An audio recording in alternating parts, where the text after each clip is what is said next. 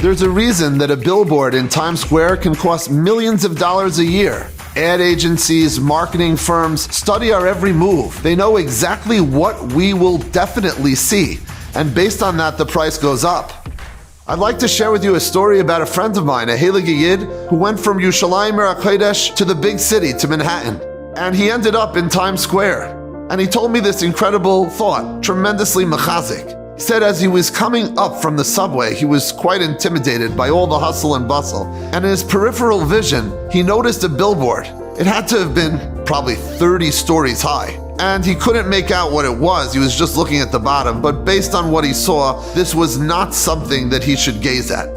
And then he thought to himself, all the ad agencies, all the marketing firms would say that I'm definitely going to see this. I will definitely gaze upon this billboard. I am going to prove them wrong, because they've studied everything. They've studied every mortal man, but they've never studied the Nishmas Yisrael, the Heilige Neshama of a Yid from Klal Yisrael. I will show them that they could never tell me what to do. And he turned away. And at that moment, he felt like he soared over the whole city. He was on top of the world. He was the king.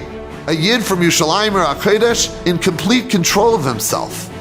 The Rambam writes in Hilchos Tshuva that many are under the impression that we don't have free will at all. We're all creatures of impulse and instincts. That's what they study in these ad agencies and marketing firms. And he says that's a terrible mistake. It's a tragic error to think that way.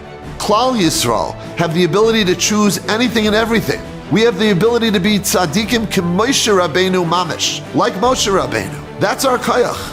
Chazal tell us about Yosef HaTzadik, v'Yosef haya b'Mitzrayim. Rashi says in Shmos, we need to know that Yosef was in Mitzrayim? Of course he was. It's to teach us that Yosef was in Mitzrayim, and that same Yosef, who was a shepherd in his father's house, in a sheltered environment, like our Heilige Yid, Yerushalayim HaKodesh. When he got to Mitzrayim and he even became a king, he remained the same level of tzaddik. Yosef wasn't told what to do.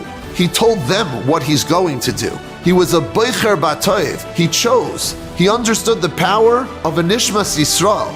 Each one of us can tap into our Nishmas Yisrael and prove to the world that we are truly a Mamlechas Kohanim V'Goy Kadosh.